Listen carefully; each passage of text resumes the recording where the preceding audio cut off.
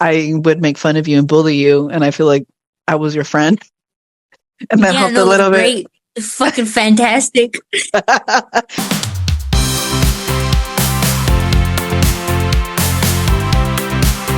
Okay. Well, let's get this podcast started. We are a bike ride away. I guess we can kind of dive in like behind the name of the podcast and why we decided to call it a bike ride away. For me, it meant we literally used to live a bike ride away from each other. We live like what, 2 blocks from each other? Yeah, just about.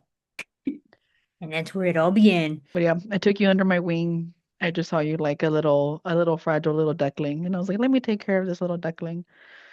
Mm, But do you remember that though? Like, do you remember like grabbing you and just taking you with me to the bus? I don't. I really don't. I think I blocked out a lot of school. Like when I say I hated school, I mean I hated school. Like I hated that I had to go see people. I hated that I had to go talk to people. I wanted to stay home and just not have to like look at anybody, and that would have been great for me, but no. I cried every day, every fucking day of my life. Yeah, that sounds about right. We went to school together from, well, there was like a small little break because we did kindergarten together, and then you left first grade, I didn't come back until like third grade. and then your mom came to drop you off, and I remembered you again. And I'm like, hey, like I remember her.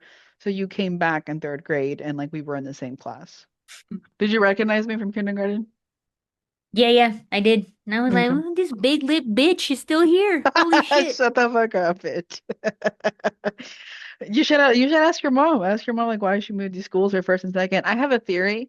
I feel that because like you cried probably a lot during kindergarten, she probably thought that you just didn't like that school, and she was like, "Well, let me put her in a different one and see if she likes it better."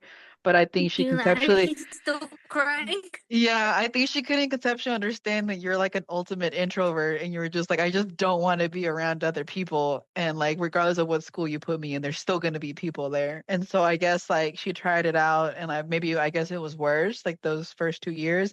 Probably because you probably even felt even more alone because you didn't have anybody to go through it with. I mean, I know it was shitty, but because like I know like when you came back, at least like I would make fun of you and bully you. And I feel like I was your friend and that Yeah, helped a no, it was little bit. great. Fucking fantastic. Yeah, so it's been an interesting ride, and then it just gets kind of weirder from there because like we have the same birthday. We were born on the exact same day on the Dude, exact same year. yeah, it's like it was just meant to be. Like you lived practically down the street, not really, but you might as well have. And we were born on the same day. Our sisters knew each other before that. I was born like somewhere around like 4 in the morning, around Damn. there. Yeah, I was born like at 10:30 at night. So like that's kind of like our age difference is literally those hours, like from early in the morning to like late at Hours. night. Yeah, And it literally. was And the only 6 hours I was happy. I'm shut just the kidding. fuck up. You're a freaking dumbass. It's like you couldn't wait for me to get here. And when we would play, we would be like outside and we would pretend to be like, I don't know, like fucking Indiana Jones explorers or something. And then you crumpled up a piece of paper and you were like, I really like crumpled paper. And I was like, me. And I don't know why it's weird, but I was like, me too. I love Yeah. when paper is all crumpled and Like you're like treasure, looking at it and it's just, I don't know. Yeah, yeah, like something like an old piece of paper and it just like feels so parchment. cool in your hand and it looks cool. Yeah, Yeah. yeah, like a treasure map type paper. Like that's what we were trying to go with the crumpled papers. Like we wanted that texture of like that parchment paper, that like, treasure map type paper, right? Like that's kind of what we're going for, what we Yeah, like liked it was about old. It had been through it. Yeah, yeah, yeah. yeah. And then ironically, I literally have like a treasure map tattooed on me. Like that's kind of See? like yeah, it's kind of where And it came that's from what I is knew. When you crumpled up that paper, I was like, this bitch is for life.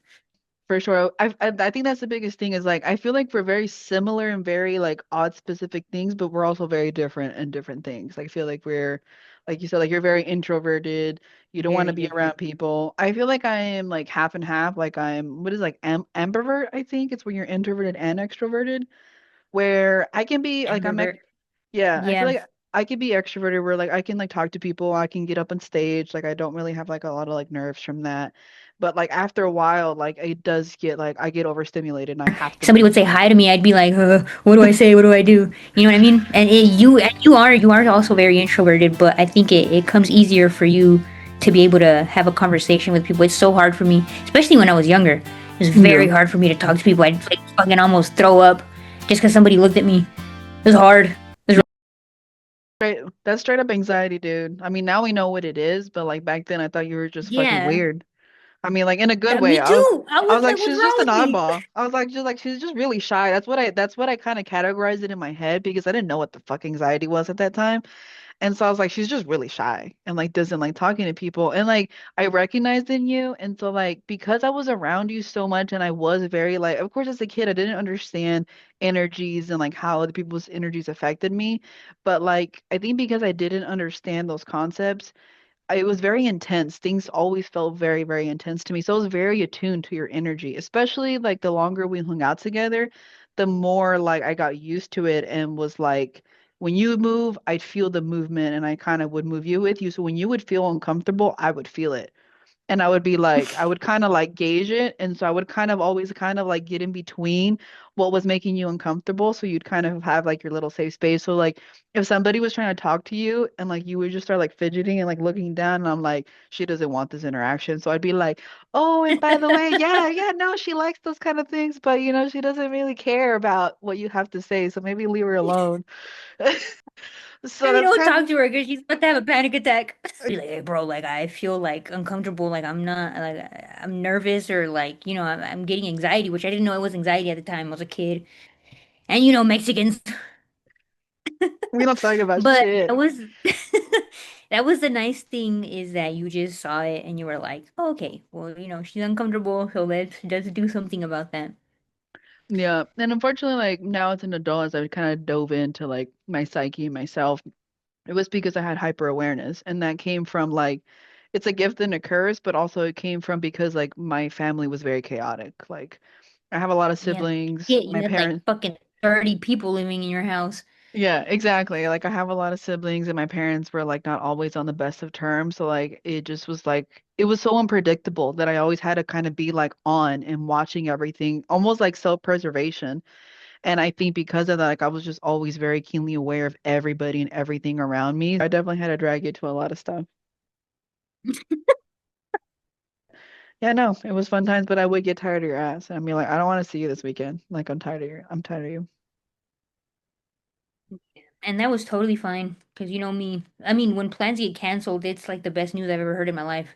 We need to talk about some shit about March. Actually, I need to tell you some other things, but I guess not here. We'll do that on our private time. Yeah, okay, we will. Yeah, I mean the time's almost up. We only got 2 minutes. So like I said, we just kind of wanted to introduce ourselves a little bit and get a cadence of what this podcast is going to be. A bike ride away, which is kind of ironic because we're no longer a bike ride away, but you never know. You could always bike if you want.